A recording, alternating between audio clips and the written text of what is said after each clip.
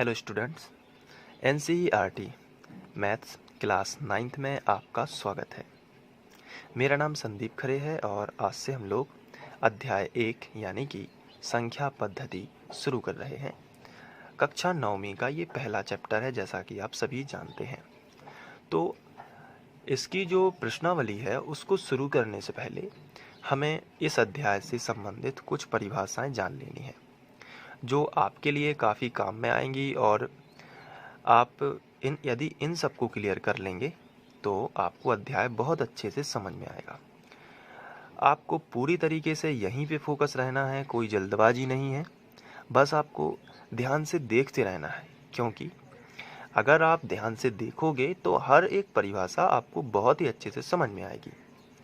तो बस आपको अपना ध्यान यहीं पर लगाना है, पूरी तरीके से फोकस रहना है। और ये अध्याय 1 का इंट्रो वीडियो है, तो आप इसको बड़े ध्यान से देखेंगे। तो चलिए स्टार्ट करते हैं। तो कुछ परिभाषाएं हम यहाँ पे देख लेते हैं। जैसे संख्या पद्धति में संख्याओं के बारे में पढ़ना है। किसके बारे में पढ़ना है? संख्याओं के बारे में। तो संख्याओं के बारे में पढ़ना है तो पहला जो टॉपिक आता है, हम लोग इसको पहले भी पिछली कक्षाओं में पढ़ चुके होंगे, लेकिन फिर भी यहाँ पे सभी का रिवीजन करते हुए आगे बढ़ना है, ताकि कोई भी चीज़ रह ना जाए और आपके अच्छे अंक आए। तो उसमें बात करते हैं सबसे पहले प्राकृतिक संख्याओं की। इसे प्राकृतिक संख्या भी बोलते हैं, यानी कि नेचुरल नंबर।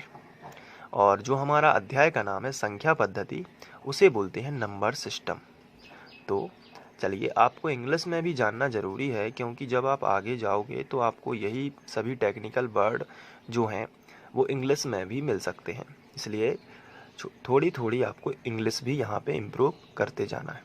चलिए, प्राकृतिक संख्या को क्या बोलते हैं बताइए? प्राकृत संख्या को क्या बोलते हैं?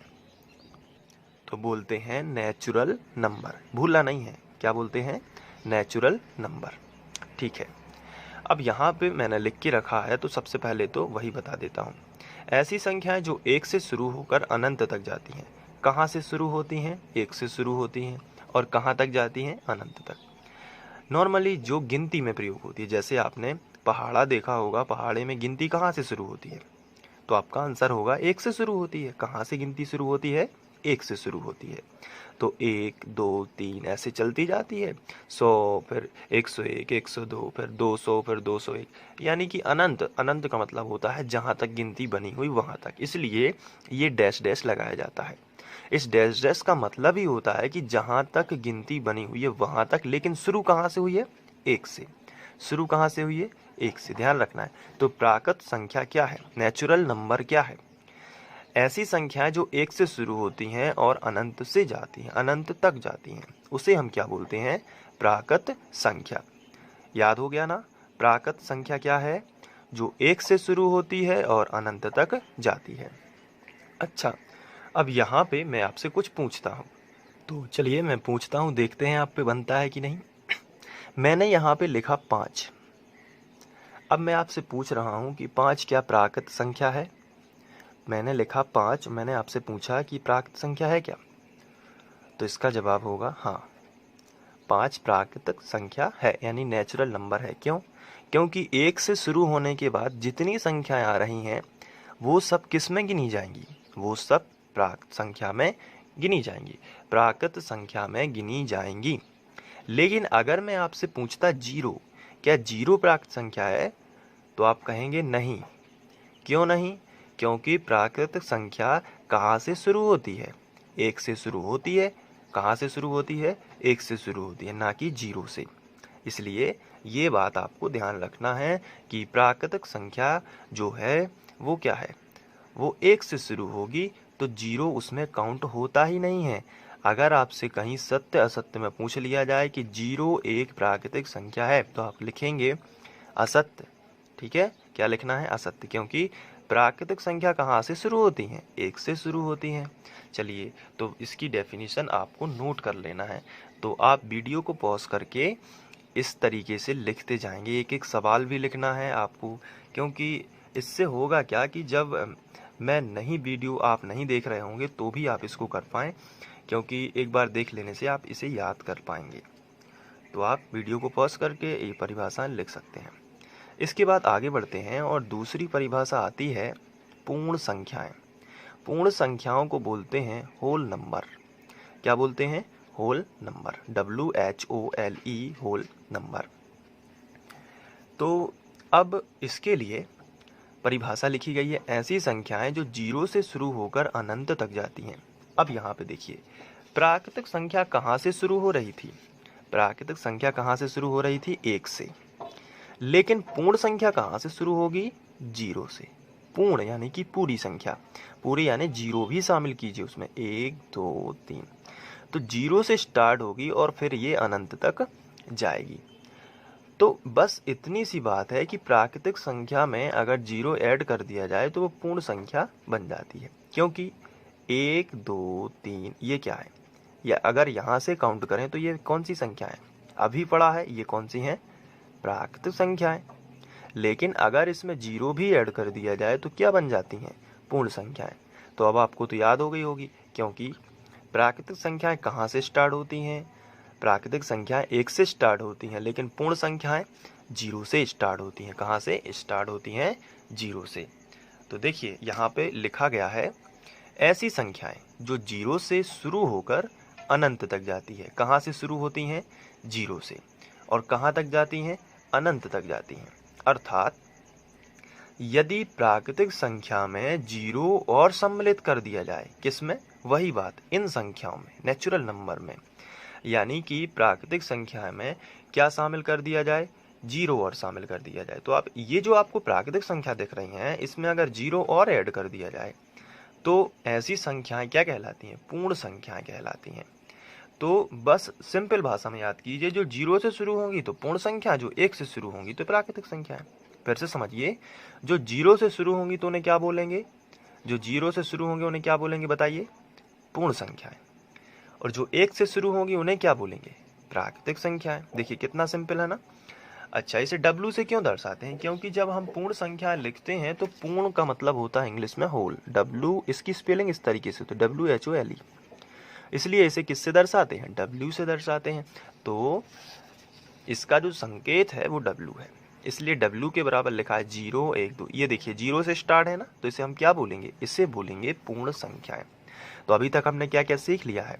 अभी तक हमने सीखा है प्राकृतिक संख्याएं 1 से शुरू होती हैं और पूर्ण संख्या 0 से शुरू होती है। बस इतना ही तो सीखा है। चलिए आगे बढ़ते हैं, बात करते हैं परिमेय संख्याओं की। परिमेय संख्याएं क्या है? तो आपने अक्सर देखा होगा बटे वाली संख्या, ऐसी 3/5, 7/3। तो ये है परिमेय संख्याएं। ऐसी संख्याएं जिन्हें P/Q यानी अंश और हर के रूप में लिख सकें। देखिए ये बटे में जो लिखा रहता है, इसका ऊपर का हिस्सा क्या कहलाता है? ऊपर का हिस्सा अंश कहलाता है और नीचे का हिस्सा हर कहलाता है। नीचे क्या चलता है? हर। हर यानी कि हल, खेत में क्या चलता है? हल। और अंश यानी ऊपर, अंश यानी क्या होगा? ऊपर, और हर क्या होगा? नीचे। इससे अगर हर नीचे है, हल नीचे है, तो अंश कहाँ होगा? इसकी ट्रिक बना लीजिए। नीचे वाला क्या कहलाता है? बताइए। नीचे वाला हर और ऊपर वाला अंश। नीचे वाला हर, ऊपर वाला क्या कहलाता है? अंश। इस तरीके से हम इसे जल्दी से याद कर पाएंगे। तो परिमेय संख्याएं क्या है? सबसे पहले तो हम इसे ध्यान देंगे, ऐसी संख्याएं जिन्हें P/Q के रूप में लिख सकते हैं या व्यक्त किया जा सकता है। तो ये बटे के रूप में लिख दी तो ये हो जाएंगी परिमेय संख्या। तो आपके दिमाग में एक प्रश्न आ रहा होगा कि ये इनके बटे में तो कुछ नहीं लिखा है, ये तो ऐसे ही संख्या लिखी है, तो क्या ये परिमेय संख्या है? तो जवाब रहेगा हाँ। कैसे होती हैं आइए समझते हैं। जैसे अगर यहाँ पे सिंपल मैंने 2 लिख दिया, कितना लिख दिया? 2। तो अब आपसे पूछा मैंने कि बताइए क्या एक परिमेय संख्या है? तो आपका अभी अगर आपको समझ में नहीं आया है तो आपका जवाब होगा कि नहीं, ये परिमेय संख्या नहीं है, क्योंकि आप तो जानते हैं कि ऐसी संख्या होती हैं बटे के रूप में जो हो उन्हें ही बोलते हैं परिमेय संख्या। ये क्या है परिमेय संख्या? तो इसका जवाब ये होगा कि ये परिमेय संख्या हो सकती है क्योंकि हम प्रत्येक संख्या के बटे में 1 लिख सकते हैं। तो देखिए ना, ये हो गया अंश और ये हो गया हर। यहाँ तक कि 0 के बटे में भी हम 1 लिख सकते हैं। 0 भी परिमेय संख्या है। ये काफ़ी इंपॉर्टेंट क्वेश्चन है, आपसे पूछा भी गया है। तो देखिए यहाँ पे परिमेय संख्या क्या है, ऐसी संख्या है जिन्हें बटे के रूप में लिखा जा सकता है, यानी कि 3/5, 7/3, 4। तो इस तरीके से अब 4 कैसे परिमेय संख्या होगी, क्योंकि 4 के बटे में हम क्या लिख सकते हैं, 1। देखिए बन गई ना। तो अब आपके दिमाग में ये प्रश्न आ रहा होगा कि करणी 36 कैसे हुई, ये तो रूट के अंदर है। तो इसका सीधा सा जवाब है कि करणी 36 यानी √36 जो है, इसका जो वर्गमूल होता है वो कितना होता है, 6। कितना होता है, 6। अब 6 के बटे तो 1 लिख सकते हैं, ये पूर्णांक हो गया, और इसके बटे में 1 लिखा तो ये हो गई ना p/q यानी अंश व हर के रूप में। तो इस तरीके से परिमेय संख्याएं जो होती हैं, ऐसी संख्या होती हैं जिन्हें हम p/q के रूप में व्यक्त कर सकते हैं। और एक बात और ध्यान रखना है कि कोई संख्या, जैसे अब मैं आपसे पूछता हूँ, मैंने आपसे पूछा कि ये लिखा है 7, अब बताइए क्या ये परिमेय संख्या है। तो क्या आप बता सकते हैं कि ये परिमेय संख्या है या नहीं, बताइए जल्दी से। तो आपका आंसर होगा हाँ, ये परिमेय संख्या है, क्योंकि मैंने अभी बताया कि इसके बटे हम क्या लिख सकते हैं, 1। तो इसके बटे हम 1 लिख सकते हैं, इसलिए ये कौन सी संख्या हो गई, परिमेय संख्या। जैसे मैंने लिखा 8, क्या ये परिमेय संख्या है, बताइए। तो आप कहेंगे हाँ, इसके भी बटे 1 लिख सकते हैं, इसलिए कौन सी संख्या हो जाएगी, परिमेय संख्या है। अच्छा ये बताइए, 0 क्या एक परिमेय संख्या है। तो मैंने अभी बताया है कि 0, यहाँ तक कि 0 के बटे में भी 1 लिख सकते हैं, इसलिए ये हो गया p और ये हो गया q। कहने का मतलब ये हो गया अंश और ये हो गया क्या, हर। तो अंश बटे हर के रूप में जो हम लिख पाए उसे ही हम क्या बोलने लगते हैं, परिमेय संख्याएं। तो आशा करता हूं कि आप लोग ये समझ गए होंगे कि परिमेय संख्याएं क्या कहलाती हैं। परिमेय संख्या, जैसे मैंने यहाँ पे लिखा √81, क्या ये परिमेय संख्या है, बताइए। क्या ये परिमेय संख्या है। तो इसका आंसर होगा हाँ, क्योंकि √81 है, इसका वर्गमूल होता है 9 और ये आ गया एक पूर्णांक, तो इसके बटे में हम क्या लिख सकते हैं, 1। तो ये क्या है, परिमेय संख्या। जैसे मैंने पूछा करणी 4, क्या ये परिमेय संख्या है, बताइए क्या ये परिमेय संख्या है। तो आपका जवाब होगा 4 का वर्गमूल होता है क्या, 2 होता है। तो 2 के बटे में क्या लिख सकते हैं, 1। तो ये क्या हो जाएगी, एक परिमेय संख्या। लेकिन अगर मैं पूछ रहा हूं आपसे √3, क्या ये परिमेय संख्या है। तो आपका जवाब होगा नहीं, क्योंकि इससे तो कुछ बाहर नहीं आ सकता और करणी वाले में बटे 1 हम ऐसे लिख के नहीं बताएंगे। तो ये क्योंकि p और q दोनों पूर्णांक होने चाहिए। यहाँ पे हमने डिस्कस किया हुआ है, मैं आपको बता देता हूँ, जहाँ p और q 2 पूर्णांक हैं, करणी वाला नहीं होना चाहिए। हाँ, करणी से यदि बाहर निकलता है तो चलिए जाएगा। और q बराबर नहीं होगा 0। इसका मतलब ये है कि यहाँ पे जो q वाला पोर्शन रहता है ये कभी 0 नहीं होगा, क्योंकि हम 7/0 लिखेंगे तो कभी बटे, तो ये तो सब गायब हो जाएगा। तो इसका मतलब ये है ये अनंत या कुछ 0 बनेगा, ऐसी स्थिति में हम नहीं बोल सकते। अगर ऊपर 0 है और नीचे 0 है तो इन दोनों स्थितियों में अनंत या 0 बनेगा, लेकिन हम वो अभी नहीं समझना चाहते, क्योंकि हम इसको पहले हम परिमेय संख्या समझ रहे हैं। तो इस तरीके से हम परिमेय संख्याओं को क्लियर कर सकते हैं। अच्छा, परिमेय संख्याओं को इंग्लिश में क्या बोलते हैं, तो इससे बोलते हैं रेशनल नंबर। क्या बोलते हैं, रेशनल नंबर। ये आपको याद रखना है, रेशनल नंबर यानी कि परिमेय संख्याएं। तो अभी तक हमने क्या पढ़ा, प्राकृतिक संख्याएं। क्या क्या पढ़ लिया है, प्राकृत संख्याएं जो कहाँ से शुरू होती हैं, 1 से शुरू होती हैं, अनंत तक जाती हैं। दूसरा हमने क्या पढ़ा, पूर्ण संख्या जो 0 से स्टार्ट होती हैं और अनंत तक जाती हैं। फिर हमने क्या पढ़ लिया है, परिमेय संख्याएं। परिमेय संख्याएं ऐसी संख्याएं जो बटे के रूप में हो, या ना भी हो तो बटे 1 लिख सकते हैं, और अगर करणी के भीतर हो तो ऐसी संख्या जो बाहर निकल सके तो फिर उनके बटे 1 लिख सकते हैं, यानी p/q के रूप वाली संख्याएं परिमेय संख्याएं कहलाती हैं। अब हम पढ़ने वाले हैं अपरिमेय संख्याओं के बारे में। तो देखते हैं अपरिमेय संख्याएं, इन्हें हम बोलते हैं इर्रेशनल नंबर। अपरिमेय संख्या यानी इर्रेशनल नंबर, ऐसी संख्याएं जिन्हें p/q के रूप में व्यक्त नहीं किया जा सकता। परिमेय क्या थी, जिन्हें p/q के रूप में व्यक्त किया जा सकता है। तो अपरिमेय क्या होंगी, जिन्हें p/q के रूप में व्यक्त नहीं किया जा सकता। जैसे पाई। पाई एक, देखिए यहाँ पे कई बार पूछा गया है कि पाई कौन सी संख्या है, तो याद रखना है ये कौन सी, अपरिमेय।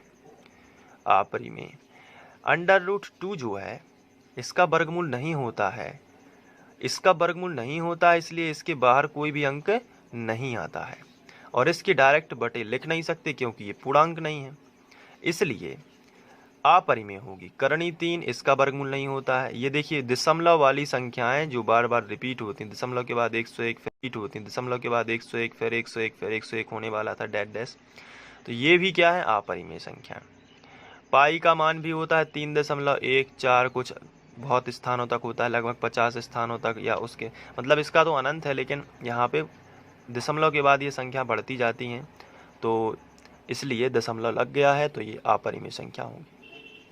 तो इस तरीके से हम बोल सकते हैं कि छोटी करणीय में जो संख्याएं होती हैं जिन्हें p बटे q के रूप में नहीं लिखा जा सकता। अगर यहाँ पे करणी 4 होता तो ये परिमेय हो जाती, अगर यहाँ पे करणी 4 होता तो ये परिमेय हो जाती। क्यों?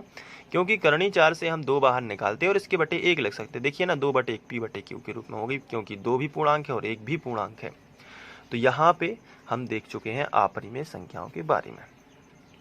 अब बात करते हैं आगे की, जिसे हम बोल रहे हैं वास्तविक संख्याएं। इसे बोलते हैं रियल नंबर। वास्तविक को क्या बोलते हैं? Real number. अब ये रियल नंबर क्या है? इसमें सभी परिमेय तथा अपरिमेय संख्याओं के सम्मिलन से प्राप्त, यानी कि हम इसमें परिमेय संख्या यानी बटे वाली संख्याएं भी शामिल कर रहे हैं, और रूट वाली संख्या या दशमलव वाली संख्याएं भी यदि शामिल कर दें, सभी प्रकार की संख्याएं जो हैं उन्हें हम क्या बोलते हैं? उन्हें हम बोलते हैं परिमेय संख्याएं। अब तो वास्तविक संख्या क्या है? सभी परिमेय संख्याएं तथा अपरिमेय संख्याओं के सम्मिलन से, यानी हमने परिमेय भी जोड़ दिया और अपरिमेय भी जोड़ दिया, दोनों के सम्मिलन से जो संख्याएं प्राप्त हो रही हैं उसे ही हम क्या बोलते हैं? वास्तविक संख्याएं। अच्छा, इसे आर से दर्शाते हैं। क्यों दर्शाते हैं? क्योंकि इसका नाम ही है रियल नंबर, तो पहला वर्ड ले लिया हमने आर, तो इसे किससे दर्शा रहे हैं? आर से दर्शा रहे हैं। तो आर में हमने बता दिया कि देखिए यहाँ पे ये सभी परिमेय संख्याएं हैं। ये सभी कौन सी संख्या है? परिमेय, क्योंकि इनके बटे हम क्या लिख सकते हैं? 1 लिख सकते हैं। 0 भी क्या है? एक परिमेय संख्या है। 0 परिमेय संख्या क्यों है? क्योंकि इसके बटे हम क्या लिख सकते हैं? 1 लिख सकते हैं। अंडर रूट ये अपरिमेय संख्या है क्योंकि इसका वर्गमूल नहीं निकलता, और करणी 3 भी अपरिमेय संख्या है क्योंकि इसका भी वर्गमूल नहीं निकलता। तो देखिए ना, ये हो गई परिमेय और ये हो गई अपरिमेय, दोनों को मिला दिया तो क्या बन गई? वास्तविक संख्या। तो इसकी डेफिनेशन यदि कभी पूछी जाए तो परिमेय और अपरिमेय दोनों को मिला दीजिए तो क्या बन जाएगी? वास्तविक संख्या, यानी कि रियल नंबर। तो ये हो गई। इसके बाद हम बात करते हैं छोटे छोटे टॉपिक्स जो आपने पिछली कक्षाओं में पढ़े हुए हैं, लेकिन इनको यहाँ पे बात करना थोड़ा सा इम्पोर्टेंट हो जाता है, क्योंकि चूंकि जो हमारे जो सब यहाँ पे जो चैप्टर का नाम है वो है संख्या पद्धति, यानी कि नंबर सिस्टम। अब नंबर सिस्टम नाम है तो हमें सभी प्रकार की संख्याएं पता होनी चाहिए, भले ही हम पहले पढ़ चुके हैं, लेकिन यहाँ पे हम एक शुरुआत कर रहे हैं जहाँ पर हमें सब चीज़ें पता होनी चाहिए। तो आइए देख लेते हैं इसके बाद छोटी छोटी बातें कौन सी हैं। जैसे सम संख्याएं, तो आप सभी जानते हैं कि ऐसी संख्याएं जो 2 से पूर्णतः विभाजित हो जाती हैं। जैसे 2 से 2 विभाजित हो गया, 2 दूनी 4, 2 तिया 6, 2 चौके 8, तो 2 से सभी विभाजित हो गई, इसलिए इन्हें बोलते हैं सम संख्याएं।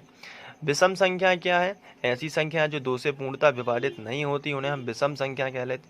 तो ये हम लोग पढ़ भी चुके हैं, लेकिन फिर भी देखिए, जैसे 1, 3, 5, 7, 3 2 से विभाजित नहीं होगी क्योंकि 2 की जो टेबल होती है उसमें 3 आता ही नहीं है, 2 की टेबल में 5 आता ही नहीं है, 7 भी नहीं आता, तो पूर्णतः तो विभाजित नहीं होगी, शेष फल बच जाएगा।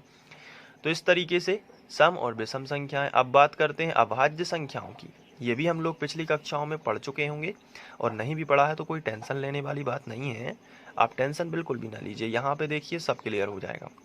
ऐसी संख्या जो 1 से तथा संख्या स्वयं के अलावा किसी अन्य संख्या से पूर्णतः विभाजित नहीं होती, संख्या स्वयं या 1, इसे ही हम बोलते हैं अभाज्य। जैसे यहाँ पे देखते हैं 2 खुद से विभाजित हो जाएगी या 1 से विभाजित होगी, 1 दूनी 2। जैसे 3 1 तिया 3 या 3 एकम 3, और दूसरी संख्या इसे विभाजित नहीं कर पाएगी।